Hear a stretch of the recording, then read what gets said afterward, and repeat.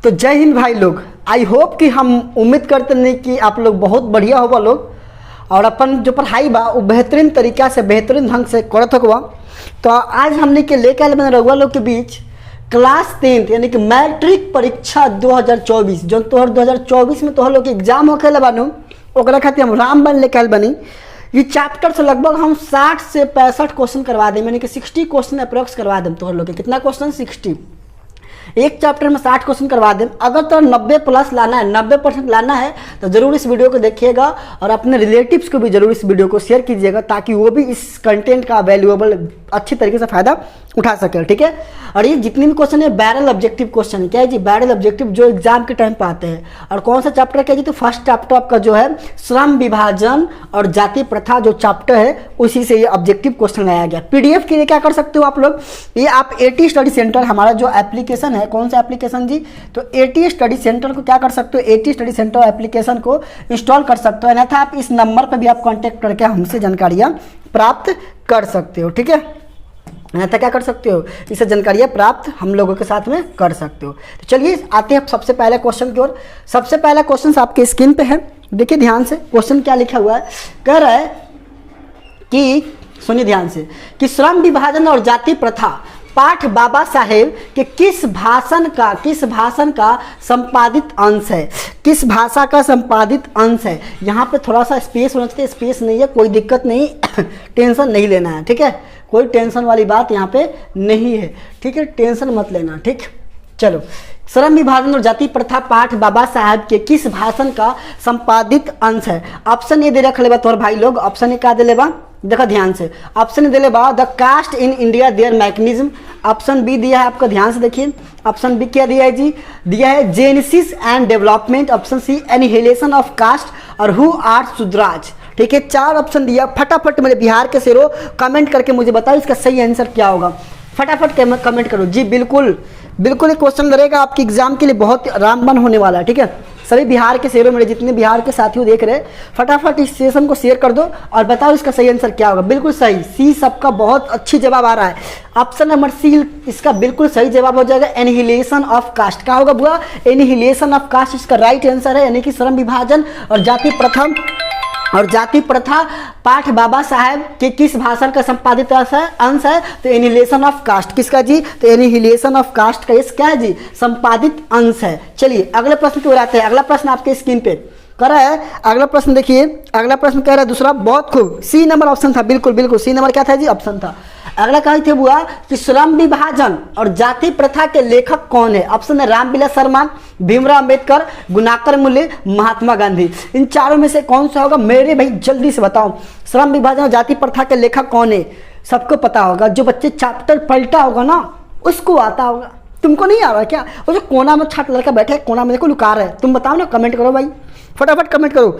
बिल्कुल सही जवाब सबका आ रहा है जी। बहुत खूब बहुत खूब, अच्छा लग रहा है मुझे। ठीक है, मुझे भी बहुत अच्छा लग रहा है सर, मुझे अच्छा लग रहा है आपका। ठीक है, बहुत अच्छी बात। चलिए इसका सही आंसर क्या हो जाएगा? ऑप्शन नंबर बी सही जवाब हो जाएगा, यानी भीमराव अंबेडकर श्रम विभाजन और जाति प्रथा के क्या है जी? लेखक है, यानी कि राइटर है। क्या है जी? राइटर। ये निबंध है। क्या है बुआ? एक निबंध है। चैप्टर कौन सा है जी? चैप्टर क्या है आपका? निबंध है। क्या है बुआ? निबंध। चलिए अगला प्रश्न की ओर आते हैं। अगला प्रश्न आपके सामने कह रहा है, अगला प्रश्न देखिए, बहुत खूब। हाँ चलिए अगला प्रश्न कह रहा है कि भीमराव अंबेडकर का जन्म कब हुआ था, यानी कि किस तारीख को हुआ था? ऑप्शन है 15 अप्रैल 1819। ऑप्शन बी 14 अप्रैल 1891। ऑप्शन सी सुनो 18 फरवरी कितना 1918। और ऑप्शन डी 14 जनवरी 1919। पहली बात कि उनका अप्रैल में जन्म होता था, अप्रैल 2 जगह मिला और 14 अप्रैल को होता, 14 अप्रैल ये मिल गया, यानी कि 1891। कितना जी? 1891। ऑप्शन नंबर बी बिल्कुल सही जवाब, यानी कि कितना हो जाएगा? ऑप्शन नंबर बी इसका करेक्ट जवाब हो जाएगा। ठीक है, इसका ऑप्शन नंबर बी बहुत शानदार जवाब, बहुत खूब। ऐसे आंसर दिया करो फटाफट, मुझे भी अच्छा लगेगा, आप लोग को भी अच्छा लगेगा और पढ़ कर हम लोग के साथ में बहुत कुछ आने वाला है, मज़ा आएगा। ठीक है जी, बहुत खूब, बहुत अच्छी बात। हाँ ठीक है, ठीक। चलिए अगले प्रश्न पर आते हैं। अगला प्रश्न आपका सामने बोर्ड पे 4th नंबर प्रश्न देखिए। 4था नंबर कह रहा है कि डॉक्टर अंबेडकर का जन्म किस राज्य में हुआ था? यानी कि जो डॉक्टर अंबेडकर थे, यानी कि भीमराव अंबेडकर जो थे, उनका जन्म किस राज्य में हुआ था? कौन सा राज्य था? ऑप्शन है उत्तर प्रदेश, मध्य प्रदेश, हिमाचल प्रदेश या बिहार।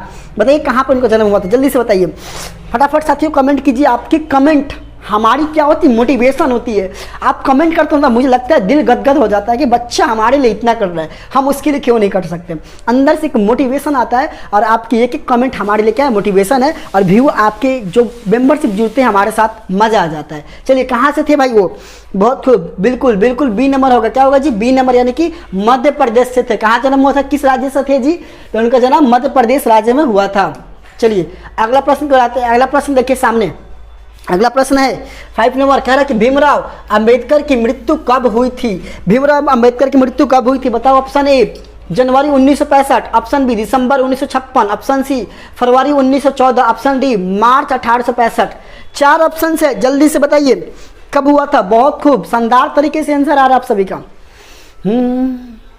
बिल्कुल बिल्कुल सर, बिल्कुल सब कुछ आएगा, ईच एंड एवरीथिंग आ जाएगा। चलिए बहुत खूब, सबका सही से जवाब आ रहा है जी। बी सी मत करो, नहीं भाई बी होगा। ऑप्शन नंबर दिसंबर 1956, यानी कि मृत्यु कब हुआ था जी, दिसंबर में 1956 में। 14 तो होगा ही नहीं, क्योंकि देश आजाद के पहले ही हो गया था। ये भी 65 बात का ही था, 65 बात का ही था, मतलब 1900 1800 तो होगा ही नहीं। 1900 में देश आजाद करवा के मरते थे, यानी कि ये तो दो तो फिक्स हो गया कि नहीं होगा। कौन सा है, 1914 है, 1865, ये 2 बच गए थे, लेकिन दिसंबर में हुआ था, इसलिए दिसंबर 1956। चलिए अगले प्रश्न को आते हैं। अगला प्रश्न है आपका, अगला प्रश्न कह रहा है कि भीमराव अंबेडकर के चिंतन और रचनात्मक के मुख्यतः कितने प्रेरक व्यक्ति थे। यानी भीमराव अंबेडकर के चिंतन और रचनात्मक के मुख्यतः कितने प्रेरक थे। जल्दी जल्दी कमेंट बताओ साथियों, आप लोगों का कमेंट एकदम चल रहा था की तरह से, बहुत अच्छी बात। 2 B number, D number, B number, D number, C. बहुत खूब अच्छी बात है। चलो कोई बात नहीं, जानकारी नहीं है लेकिन आ जाएगा। कितने प्रेरक थे जी, 3। कितने, मेन रूप से 3 थे, यानी कि ऑप्शन नंबर डी इसका बिल्कुल सही हो जाएगा। ऑप्शन नंबर 5 दिया था, ऑप्शन बी में 8, ऑप्शन सी में 10, ऑप्शन डी में 3, इसलिए ऑप्शन नंबर डी इसका बिल्कुल करेक्ट जवाब हो जाएगा। बताओ साथियों मजा आ रहा है ना, एक बार कह दो कि यस सर मजा आ गया मुझे पढ़ के। एक बार बताओ मुझे थम्स अप करके सभी साथियों, यस सर मुझे मजा आ रहा है, ठीक है। चलिए अगला प्रश्न क्यों आता है। अगला प्रश्न आपके सामने, अगला प्रश्न है कि डॉक्टर अंबेडकर, ध्यान सुनो, डॉक्टर अंबेडकर किस वर्ग के परिवार में जन्म लिए थे। यानी कि जो भीमराव अंबेडकर जी थे, डॉक्टर बाबा साहेब अंबेडकर जो थे, बहुत सारे डिग्री लिए थे, एमए किए थे, एमएससी किए थे, पीएचडी किए थे, मतलब पूछो ही मत, कितना कुछ डिग्री ले रखे थे। ऑप्शन दिया पिछड़ा वर्ग, सामान्य वर्ग, दलित वर्ग, मध्यम वर्ग। चलिए बताइए जल्दी से वो कौन सा वर्ग से थे जी। बिल्कुल बिल्कुल बिल्कुल सब कुछ क्वेश्चन लगेगा, बशर्ते पढ़ो। जितना बताया जा रहा है ना, ये अभी फुल कोर्स का सिलेबस दिया जा रहा है। फिर इसके बाद हम लोग करवाएंगे लास्ट में कुछ चीज़ें गिने चुने वो ऑब्जेक्टिव, जिससे एग्जाम में लड़ेगा। लेकिन ये सब एग्जाम के लिए बहुत इंपॉर्टेंट है, रामबाण है। चलो पहले जानकारी होना चाहिए, कोई पूछ देगा क्या बताओगे। ऑप्शन बी, नहीं ऑप्शन बी तो नहीं होगा भाई, पिछड़ा वर्ग, पिछड़ा दलित वर्ग, पिछड़ा वर्ग दलित वर्ग, हाँ बिल्कुल क्या होगा जी, दलित वर्ग होगा, यानी कि ऑप्शन नंबर सी हो जाएगा। क्या होगा बुआ, ऑप्शन नंबर सी इसका बिल्कुल सही जवाब हो जाएगा। एप्लीकेशन पर जितने बच्चे देख रहे हो ना मेरे को लाइव में, एप्लीकेशन पे देख लो, भाई को बता दो, आप लोग भाई को बताओ उनसे भी जुड़ जाने के लिए, क्योंकि नहीं चाहते उनका नंबर अच्छा आ जाए। और कोई पैसा लग रहा है एप्लीकेशन पे भी नहीं लग रहा है, ना मात्रा का फीस होगा। और मैंने बताया था कि अगस्त तक मेरे साथ अगर जुड़ जाते हो कोई बच्चा, अगस्त तक मेरे साथ जुड़ते हो और साथ देते हो मेरी इस जर्नी में, तो आपको फ्री ऑफ कॉस्ट में वहाँ पर पीडीएफ मिल जाएंगे। फ्री ऑफ कॉस्ट में इसका पीडीएफ ये जो चल रहा है ना, पीडीएफ फ्री ऑफ कॉस्ट में मिल जाएंगे। मैंने बताया भी था, आप सबको पता भी होगा। चलिए अगले प्रश्न की बात है, दलित हो गया इसका। चलिए अगला प्रश्न से 8 नंबर देखो, कह रहा है कि जातिवाद के पोषकों द्वारा श्रम विभाजन किसका दूसरा रूप माना जाता है। ऑप्शन ए मजदूरी प्रथा, ऑप्शन बी जाति प्रथा, ऑप्शन सी बाल मजदूरी प्रथा, ऑप्शन डी समरसत्ता। चलिए जल्दी बताइए, जातिवाद के पोषकों द्वारा श्रम विभाजन का दूसरा रूप माना जाता है, किसका माना जाता है बताइए, जल्दी से बताइए। जातिवाद के पोषकों द्वारा श्रम विभाजन किसका दूसरा रूप माना जाता है जी, बिल्कुल ये मजदूरी प्रथा ना, मजदूरी प्रथा नहीं होगा जी, जाति प्रथा, बिल्कुल ऑप्शन नंबर 20 का सही जवाब हो जाएगा, जाति प्रथा। बहुत खूब, क्या हुआ जी, ऑप्शन नंबर 20 का सही हो जाएगा। इनका जो आपका श्रम विभाजन का दूसरा रूप कौन सा माना जाता है जी, तो जाति प्रथा माना जाता है, यानी कि उसी का एक सेकंड पार्ट है, सेकंड नाम है। चलिए अगला प्रश्न को आते हैं। अगला प्रश्न कहा था कि जाति प्रथा किस प्रकार का श्रम विभाजन है। जाति प्रथा जो है वो किस प्रकार का क्या है, श्रम विभाजन है। ऑप्शन ए अस्वाभाविक, प्राकृतिक, स्वाभाविक, संवैधानिक, यानी 4 ऑप्शन है। जल्दी से बताइए क्या हो जाएगा, जल्दी बताइए। 9 नंबर क्वेश्चन से जल्दी बताइए क्या होगा आंसर, आप भी बताइए इसका आंसर क्या होगा। जाति प्रथा किस प्रकार के श्रम विभाजन है, सी होगा स्वाभाविक, नॉट। ऑप्शन नंबर ए होगा बिल्कुल क्या हो जाएगा जी, अस्वाभाविक, उसको स्वाभाविक रूप से हम लोग नहीं लिए थे, इसलिए इसका ऑप्शन नंबर क्या हो जाएगा जी, ए हो जाएगा। चलिए अगला प्रश्न को चलते हैं। अगला प्रश्न है आपका, कह रहा है कि जाति प्रथा के अनुसार श्रम विभाजन का आधार क्या है? श्रम विभाजन का आधार क्या है? ऑप्शन ए मनुष्य की रुचि, ऑप्शन बी रोजगार सृजन, ऑप्शन सी पैतृक पैसा, ऑप्शन डी कौशल क्षमता। जल्दी बताइए। जो जाति प्रथा के अनुसार हम लोग क्या किए थे, जो माता पिता करते आ गया है काम, जैसे हम लोग क्या देखें, काम के अनुसार भी जाति बांट दी, जैसे जो लोहा पीटता लोहार हो गया, ये करता वो हो गया, तो जाति ना चाहते हुए उसको पेशा को अपनाना पड़ता था, यानी कि क्या हो जाएगा, पैतृक पेशा हो जाएगा। ऑप्शन नंबर सी इसका बिल्कुल, क्योंकि रोजगार का सृजन तो था ही जाति प्रथा से, मनुष्य की रुचि तो होता ही नहीं था जाति के अनुसार काम करना, कौशल क्षमता तो था ही नहीं, यानी कि जो पिताजी जो पहले से हमारे पूर्वज दादा बाबा चाचा उचे करते आ गए वो वे काम करे पड़ता, यानी कि पैतृक पेशा था, किसमें, जाति प्रथा के अनुसार श्रम विभाजन का आधार क्या था, पैतृक पेशा। चलिए अगला प्रश्न देखिए, कह रहा है कि श्रम विभाजन और जाति प्रथा शीर्षक किनके द्वारा हिंदी में रूपांतरित किए थे, यानी कि कौन हिंदी में रूपांतरण किए थे? Option A Bhimrao Ambedkar, option B Ramchandra Shukla, option C Lalai Singh Yadav, option D Nalin Bilochan Sharma. जल्दी बताइए, 4 ऑप्शन दे रखा है मेरे बिहार के शेरों, जल्दी जल्दी बताइए। पसीने डालना है जब तक, देखो कहानी है ना, कैसे कहानी है, कैसे था, जब आग लगा लियो सीने में तो फिर क्यों घबराना, मतलब जब टारगेट आप कर ही लिए हो कि मुझे 90 के आसपास जाना है अप्रोक्स में, तो आपको तो मेहनत करना पड़ेगा, मेरे जैसा पसीना यहाँ से चूना चाहिए। मेरा तो अभी थोड़ा स्टार्टिंग हो गया लेकिन चुएगा, तो इसका ऑप्शन नंबर क्या हो जाएगा जी, बिल्कुल सही जवाब ऑप्शन नंबर सी हो जाएगा, ललाई सिंह यादव। क्या हो जाएगा जी, ललाई सिंह यादव के द्वारा क्या किया था जी, हिंदी में इसको रूपांतरण किया गया। श्रम विभाजन जाति प्रथा किसने हिंदी में रूपांतरण किया था जी, ललाई सिंह यादव। कौन, ललाई सिंह यादव हिंदी में रूपांतरण किए थे, कौन सा चैप्टर, तो श्रम विभाजन और जाति प्रथा को। चलिए अगला प्रश्न आ जाइए, 12 नंबर प्रश्न आइए। अगला प्रश्न कोई था कि जाति प्रथा मनुष्य के पेशे का किस प्रकार प्रभावित करती है, इसके पेशे को किस प्रकार प्रभावित करती है? ऑप्शन ए यह मनुष्य के पेशे में बढ़ावा देती है, ऑप्शन बी यह मनुष्य को जीवन भर के लिए एक पेशे में बांध देते हैं, ये मनुष्य के रोजगारोन्मुखी बनाती है, यह मनुष्य के पेशा के लिए दक्ष बनाती है। चलिए बताइए क्या हो जाएगा। देखो जो जाति प्रथा है ना, मनुष्य को क्या करता है, जीवन भर के लिए एक पेशा में बांध देता है। तो क्या करता है जाति प्रथा, जाति के अनुसार हम लोग उसको काम डिवाइड कर दिए, इस जाति के ये काम करेगा तो बेचारा मजबूरन करना पड़ता है, यानी कि ऑप्शन नंबर 20 का सही सटीक बैठ रहा है कि मनुष्य को जीवन भर के लिए एक ही पेशा, यानी कि ये है तो ये काम करेगा, लोहा बढ़ई है तो बढ़ई के काम ही करेगा, उसको एक पेशा में हम बांध देते, इसके अलावा दूसरा काम नहीं करेगा। डायरेक्ट मीन्स ऑप्शन नंबर 20 का बिल्कुल करेक्ट जवाब हो जाएगा, यानी कि यह मनुष्य को जीवन भर के लिए क्या करता है, एक ही पेशा में बांध देता है। कौन, जाति प्रथा मनुष्य को। ठीक है, चलिए अगला आ जाइए। अगला क्वेश्चन, वाह बहुत अच्छा बात कहा कि विडंबना का अर्थ क्या है, विडंबना का अर्थ क्या है? चलिए ऑप्शन ए उपेक्षा, ऑप्शन बी उपहास, ऑप्शन सी अवलंबन, ऑप्शन डी आडंबर। चलिए बताइए जल्दी से। बहुत खूब, बहुत शानदार, मजा आ रहा है ना। एक बार मुझे बताओ कि सर मुझे मजा आ गया कब क्लास करके। ठीक है, चलिए ऑप्शन बी रस अवलंबन उपेक्षा अवलंबन उपहास, बिल्कुल सही जवाब उपहास हो जाएगा। क्या हो जाएगा जी, उपहास। ऑप्शन नंबर 20 का सही हो जाएगा, नहीं कि विडंबना का अर्थ क्या है जी, उपहास करना। ठीक है, उपहास करना होता है विडंबना का। ठीक है, चलिए अगला प्रश्न आते हैं। अगला प्रश्न आपके सामने कह रहा है कि सच्चे लोकतंत्र का पर्याय क्या है, सच्चे लोकतंत्र का पर्याय क्या है? ऑप्शन है जाति प्रथा, सुशासन, भाईचारा, कानून व्यवस्था। यानी कि इसका बताइए कौन सा, जाति प्रथा तो होगा ही नहीं, कानून व्यवस्था होगा ही नहीं, सच्चे लोकतंत्र।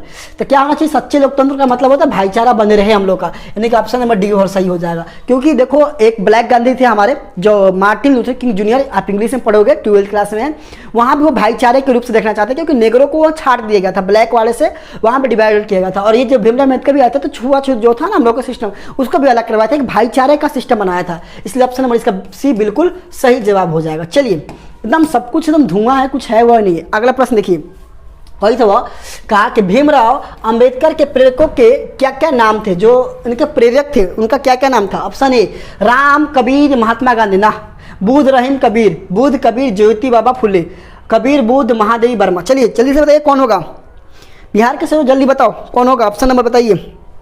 बहुत खूब। ये टाइमिंग कितने में चलता है, क्लास कितने में चलता है बताइए जल्दी से। टाइमिंग है आपका 10 बजे, कितने बजे जी, 10 बजे क्लास चलता है सुबह में। सुबह में कितने बजे जी, 10 बजे डेली जुड़ जाना है, सुबह की सुबह 10 बजे जुड़ जाना। मंडे टू सैटरडे चलता है, संडे को छुट्टी रहता है। ठीक है, चलो मंडे टू सैटरडे जुड़ जाना है, जिसमें आपको इंग्लिश और हिंदी की तैयारी और SST का ऑब्जेक्टिव भी एज वेल पॉसिबल हो सके तो कराएंगे, लेकिन 2 लैंग्वेज की मैं कवर करवाता हूँ। 2 लैंग्वेज पे कमांड है हम लोग की, तो 2 लैंग्वेज की काम करवाता हूँ, लैंग्वेज के पेपर हम करवाते हैं, ठीक है। चलिए बाकी हमारे सर करवाते हैं। AT स्टडी सेंटर को सब्सक्राइब कर लेना है आप। AT स्टडी सेंटर 2 है, एक AT स्टडी सेंटर है, एक और AT स्टडी सेंटर है जिस पर AT होगा वो इस पे देख रहे हो, ठीक है। चलिए क्या हो जाएगा जिसका बिल्कुल सही जवाब बुध हो जाएगा, यानी कि ऑप्शन नंबर कहाँ गया, कहाँ गया, यस बुध, कबीर और ज्योतिबा फुले, यानी कि ऑप्शन नंबर C इसका बिल्कुल सही जवाब हो जाएगा। क्या हो जाएगा जी, ऑप्शन नंबर C इसका बिल्कुल सही जवाब। बहुत खूब, बिहार के बच्चे सब कमेंट कर रहे हैं, बहुत खूब, बहुत शानदार है, मुझे मज़ा आ गया। लेकिन साथियों पढ़ा करके ना तुम लोगों को मुझे मज़ा आता है यार, क्योंकि आप लोग पढ़ने वाले बच्चे हो। चलो अगला कह रहा है कि बाबा साहेब अंबेडकर संपूर्ण वाङ्मय नाम की पुस्तक कितने खंडों में प्रकाशित हो गई?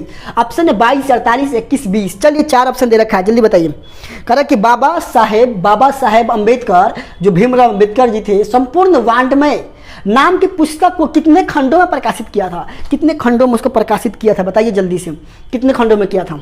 चलिए ऑप्शन ए दे रखा 22, option B 48, option C 21, option D 20। चलिए बताइए। बहुत खूब, बच्चे ने कमेंट कर दिया 21। क्या हो जाएगा जी, ऑप्शन नंबर सी हो जाएगा, 21 हो जाएगा। क्या हो जाएगा जी, ऑप्शन नंबर सी बिल्कुल सही जवाब। मैं टाइम नहीं लेना चाह रहा हूँ ना बच्चों, मैं चाह रहा हूँ 10 से 15 मिनट दो और धुआं की तरह सारे के सारे सिलेबस को कवर कर लो, क्योंकि टाइम आपके पास भी नहीं है ना मेरे पास भी टाइम है उतना, लेकिन कम टाइम में बहुत कुछ करना है, ठीक है। चलो अगला आते हैं, अगला ये तो हो गया हम लोगों का 21 वाला हो गया। चलो अगला कर रहा है कि लाहौर का वार्षिक सम्मेलन कब हुआ था? जो लाहौर में वार्षिक सम्मेलन हुआ था कब हुआ था? ऑप्शन 1935, 1936, 1935, 1900, हाँ ये कैसे हो गया 35, 36, 35, 36, नहीं 1935, 1936, 1835, 1836। मैंने 19 पढ़ लिया था मिस्टेक से। चलिए बताइए कौन सा हो जाएगा बिहार के, से बताइए जल्दी से। कहता है कि लाहौर के वार्षिक सम्मेलन, देखो 1800 में तो पहली बात तो होगा नहीं, ये था काट दो। अभी इन दोनों में से कौन सा हुआ जल्दी बताओ, ठीक है। चलो मैं थोड़ा सा हेल्प कर दिया आपके लिए, थोड़ा सा हेल्प कर दिया है, बहुत खूब, बहुत अच्छी बात दीपू, बहुत शानदार। चलिए शानदार, बहुत खूब, अच्छा लग रहा है मुझे। क्या होगा, हाँ बिल्कुल। क्या हो जाएगा जो 1936, यानी कि ऑप्शन नंबर बी इसका सही जवाब हो जाएगा। कितना, 1936, यानी कि ऑप्शन नंबर इसका बी इज द बिल्कुल करेक्ट आंसर जवाब हो जाएगा। चलिए अगला प्रश्न पे आते हैं। अगला प्रश्न आपकी स्क्रीन पे कहा था वह कि डॉक्टर भीमराव अंबेडकर की रचनात्मक के प्रेरक व्यक्ति थे। ऑप्शन है महात्मा गांधी, ज्योतिबा फुले, गोपाल सिंह गया नहीं। चलो अभी बताई थी ज्योतिबा फुले, यानी कि ऑप्शन नंबर बी एक सही जवाब हो जाता है। कौन सा जी, ऑप्शन नंबर बी का है कि जस्ट एक थोड़ी देर पहले का देखो ना है वो का देखने नहीं ज्योतिबा फुले, तो ये सब याद करके चीज़ बनो, तू तो बना लो वो लोग मर्द, ये सब कुछ है ये सब कुछ न खबा, तू चाहबा लोग तो बहुत कुछ हवा नहीं चाहबा तो लॉलीपॉप क्वेश्चन हो। चलो अगर कहो तो किनके प्रोत्साहन पर बाबा साहेब उच्चतर शिक्षा हेतु न्यूयॉर्क गए? किसके प्रोत्साहन पर गए थे? काशी नरेश, ठीक है। अगला कह रहा है कि पटियाला नरेश, बड़ौदा नरेश या दरभंगा नरेश? जल्दी बताइए किसके प्रोत्साहन पे गए थे? किनके प्रोत्साहन पे वो गए थे उच्चतर शिक्षा के लिए? जल्दी बताइए। ऑप्शन ए काशी नरेश, ऑप्शन बी पटियाला नरेश, ऑप्शन सी बड़ौदा नरेश, ऑप्शन डी दरभंगा नरेश। जल्दी बताइए बिहार के शुरू। बहुत खूब, हमें मजा आ गया आज, तुम लोगों को पढ़ा के एकदम दिल गदगद कर जाता है। यहाँ से आवाज़ निकालो ना तो आवाज़ भी निकलेंगे। चलिए ऑप्शन नंबर सी बिल्कुल सही जवाब, बड़ौदा नरेश की वजह से। किसके जी? ऑप्शन नंबर सी बड़ौदा नरेश। चलिए अगले प्रश्न की आते हैं। अगला प्रश्न आपके स्क्रीन पे कह रहा है कि बुद्धा एंड हिज धाम के लेखक कौन है? कह रहा है कि बुद्धा एंड हिज धाम के लेखक कौन है? ऑप्शन है हजारी प्रसाद द्विवेदी, बिरजू महाराज, महात्मा गांधी, भीमराव अम्बेडकर। अरे चैप्टर यही है भीमराव अम्बेडकर की, तो लेखक यही ना होंगे भीमराव अम्बेडकर? तो चलो ऑप्शन नंबर इसका डी बिल्कुल सही जवाब होगा। बताओ मेरे साथियों, आपको ये समझ में आया जो मैं पढ़ाया? समझ में आया कि नहीं? ये लास्ट था, पेज खत्म हो गया, तो एक बार समझ में आ गया तो साथियों बोल दो, एक बार बोलो रामचंद्र की जय। कहानी ठीक है, तो ये समझ में आ रहा है साथियों? समझ में आ रहा है तो अच्छी बात है। चलिए तो आप चाहते हो कि अच्छा नंबर उठाने के लिए तो प्लीज़ AT स्टडी सेंटर को सब्सक्राइब कर लो, दोस्तों के साथ इस वीडियो को, ये जो लाइव सेशन था, स्ट्रीमिंग वीडियो था, जो भी समझ लो उसको शेयर कर दो। अगर आप फेसबुक पे देख रहे हो तो इस पेज को फॉलो कर लो, एप्लीकेशन पे देख रहे हो तो भाई को बता दो, ये कोई फ्री का कोर्स नहीं है, सारे कंटेंट वैल्यूएबल कंटेंट पढ़ाते हैं। ऐसा नहीं कि कुछ ला के पढ़ा दिया, नहीं ना ना ना ना, ये मेरे में क्वालिटी नहीं है। आपको वही पढ़ाएंगे जो काम की चीज़ें हो। तो प्लीज़ जो मैं बता रहा हूँ काम को करो। मिलते हैं आपसे अगले वीडियो में, तब तक के लिए पढ़ते रहिए, बढ़ते रहिए। जय हिंद।